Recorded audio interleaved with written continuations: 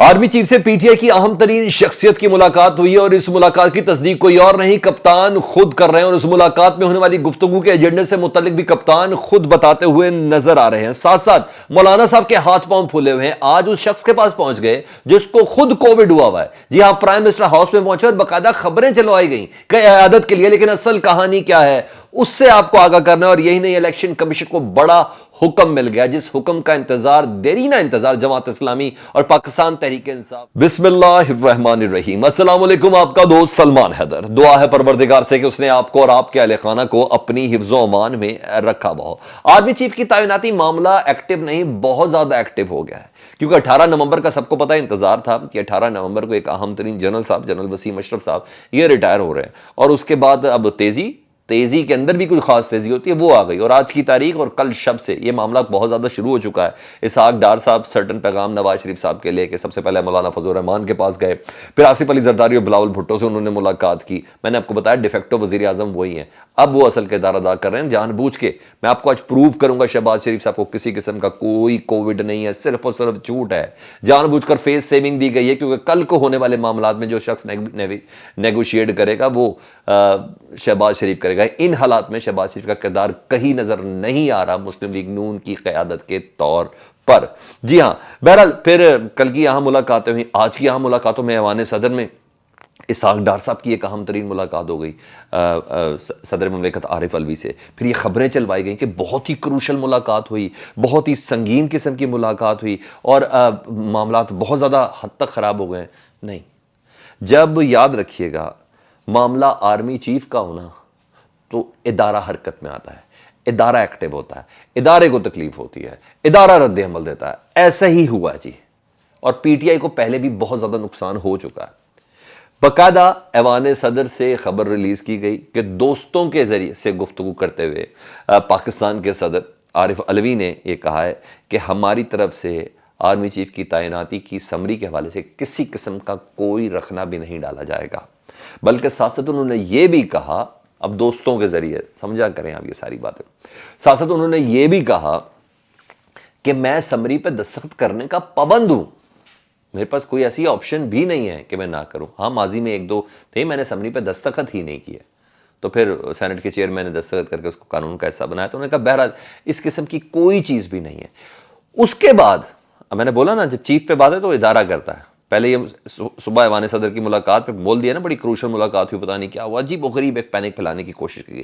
پھر فواد چودھری صاحب نے ٹویٹ کیا، پی ٹی آئی کے ترجمان، وہ کہتے ہیں صدر آرمی چیف کی تعیناتی تقرری کی سمری کے موقع پر اپنا آئینی کردار ادا کریں گے، یعنی پی ٹی آئی نے اپنا سٹانس کلیئر کر دیا۔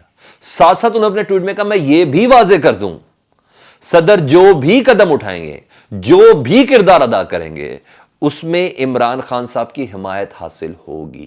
صدر کہہ رہے ہیں کہ جی سمری پہ میں دستخط کروں گا، ٹھیک ہے، میں پابند ہوں۔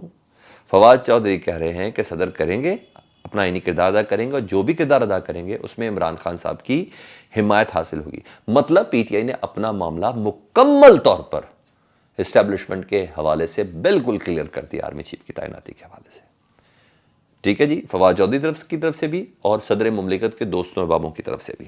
لیکن معاملہ پھنسا ہوا پرائم منسٹر ہاؤس میں۔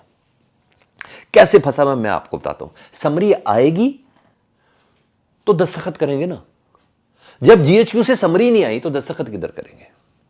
مشاورتیں کر لیں، جو کچھ مرضی کر لیں۔ معاملہ پھنسا ہوا کس بنا پہ، جس پہ میں نے کہا میں ثابت کروں گا کہ وزیر اعظم کو کرونا ہے بھی نہیں۔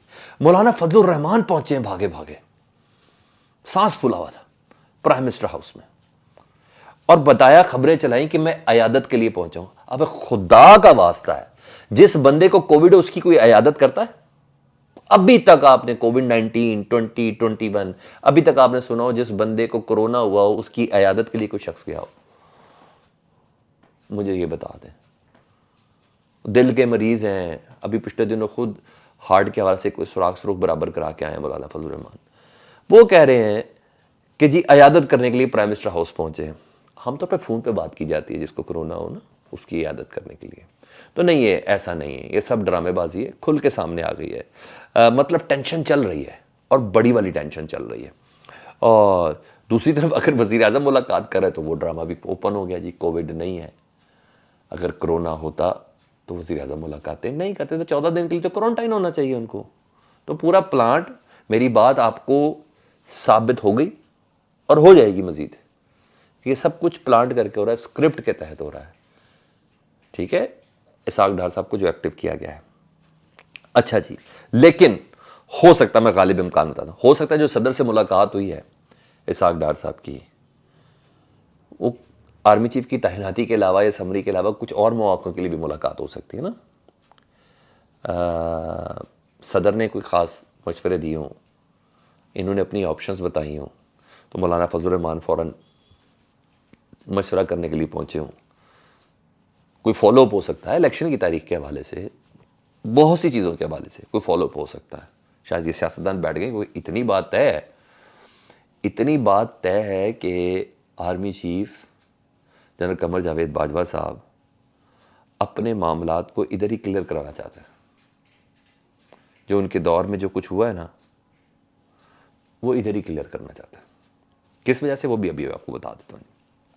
تو کہیں نہ کہیں یہ چیزیں چل رہی ہیں. دوسری طرف عمران خان صاحب کی پھر صحافیوں سے ملاقات ہوئی. باتیں تو خیر انہوں نے بہت کی، سوالوں کو بہت جواب دیے. 2-3 جواب ہیں، آپ کو اندازہ ہو جائے گا میری بات کہاں لے کے جا رہا ہوں میں آپ کو. گزشتہ دنوں آرمی چیف سے ملاقات کی ہے، یہ سوال کیا گیا عمران خان صاحب سے ایک صحافی نے. میں نے کہا نہیں، میری ملاقات نہیں ہوئی، صدر مملکت کی ملاقات ہوئی ہے. ٹھیک ہے، یعنی اس کا مطلب ہے عمران خان صاحب کی ایما کے اوپر ملاقات ہوئی ہے، ان کی خواہش پر ہی صدر مملکت سے ملاقات کی ہے. کیونکہ وہ پہلے ہی کہہ چکے ہیں کہ میرا واحد ریپرزنٹیٹو نیگوشیشن کا وہ صرف اور صرف عارف الوی ہے، صدر مملکت ہے. اور ایک اس ملاقات کا ایک ہی ایجنڈا تھا، صاف شفاف الیکشن. عارف الوی صاحب نے آرمی چیف کو یہ کہا، عمران خان کا پیغام دیا کہ صاف شفاف الیکشن، اس کے علاوہ کوئی ایجنڈا نہیں ہے. یعنی یہ ملاقات بھی عمران خان صاحب کی اجازت سے ہوئی، اس کی تصدیق بھی عمران خان صاحب خود ہی کریں. مجھے لاہور میں نے آپ کو بتایا تھا نا، آرمی چیف بھی ادھر موجود ہیں، عارف الوی صاحب بھی لاہور میں موجود ہیں، عمران خان صاحب تو ویسے ہی زمان پارک میں موجود ہیں، تو کچھ ملاقاتیں ہوئی ہیں. ٹھیک ہے، جب وہ الوداعی ملاقات لاہور کور میں کر رہے تھے، تو اس سلسلے کی بات بتا رہا ہوں جی. اچھا جی، میں اب آپ کو بتا تھا کہ باجوہ صاحب نا کچھ چیزیں اپنی موجودگی میں سیٹل کرنا چاہتے ہیں، اپنے دور میں ہی سیٹل کرنا چاہتے ہیں، جتنا بھی ان کا ٹائم ہے. کور کمانڈر کانفرنس کے حوالے سے بھی اطلاعات ہیں کہ وہاں بھی یہی کہا جا رہا تھا کہ یہ جو رائتا پھیلا ہوا ہے اسی دور میں پھیلا ہے نا. اس سے پہلے تو سب چیزیں سموتھ چل رہی تھی، سسٹم زبردست چل رہا تھا. آرمی چیف کے ہی دور میں بہت اچھا چل رہا تھا. اس پہ راحیل شریف، یعنی کیانی صاحب، مشرف کے دور میں 2-3 ٹرنیور ایسے آئے، ان کی ایکسٹینشن کا بھی سیکنڈ ٹرنیور کا آخری سال ہی ایسا ہوا نا، ادروائز تو سب چیزیں چل رہی تھی. تو ماحول کو وہ مثبت کرنا چاہتے ہیں، جو میرے پاس اطلاعات ہیں، جو چیزیں ان کے دور میں جو ہوئی ہیں ان کو مثبت کرنا چاہتے ہیں. تو اس لیے وہ اپنی کوششیں کر رہے ہیں. اس سے اس بات کا بھی اندازہ لگایا جا سکتا ہے صدر سے ملاقات سے حوالے سے کہ نئے والے کو کوئی چیلنج نہ ہو، نئے آرمی چیف کو، نئے اسٹیبلشمنٹ کو یا کسی چیز کو اس طرح کا کسی قسم کا کوئی چیلنج ہو، دوسرے جو ان کی ایکچوئل ڈیوٹیز ہیں ان کے اوپر وہ کام کریں. تو بہرحال اس پہ یہ کام نظر آ رہا ہے. اور دوسرا، عمران خان صاحب نے صحافیوں سے گفتگو ہوئی تو انہوں نے کہا جی آرمی ایکٹ میں ترمیم اگر یہ کریں گے تو کیا کریں گے. انہوں نے کہا آرمی ایکٹ میں یہ ترمیم کریں گے جو ان کا پلان تھا پرسوں کے اجلاس میں. انہوں نے کہا اگر یہ کریں گے تو میں سپریم کورٹ پہ ہم چیلنج کر دیں گے. مطلب یہ کہ میں نے فوج کو پنجاب پولیس نہیں بننے دینا ان کی. ٹھیک ہے، اور ریٹین والے معاملے پہ انہوں نے کہا فوراً سپریم کورٹ میں چلیں گے. اپنا مستقبل کا پلان بھی بتا دیا. ساتھ سے کوئی چیز انہوں نے کہا آئندہ اگر میں وزیر اعظم بنا تو اگر مجھے مکمل اختیار نہیں ملا نا تو میں نے یہ عہدہ قبول نہیں کرنا کسی قسم کا بھی. مجھے اختیارات کے صحیح، اس سے پہلے وہ بتا چکے ہیں کہ جی میں احتساب کے معاملے میں بے بس تھا، میں دیگر معاملات کے اندر بے بس تھا، بہت سی چیزوں میں پش کرنا پڑتا تھا، بوٹ لگوانے پڑتے تھے، سینٹ کے انتخابات میں، قانون سازی میں، بہت سی چیزوں میں. انہوں نے کہا اگر میں بااختیار نہیں ہوں نا تو میں یہ عہدہ قبول نہیں کروں گا. ٹھیک ہے جی.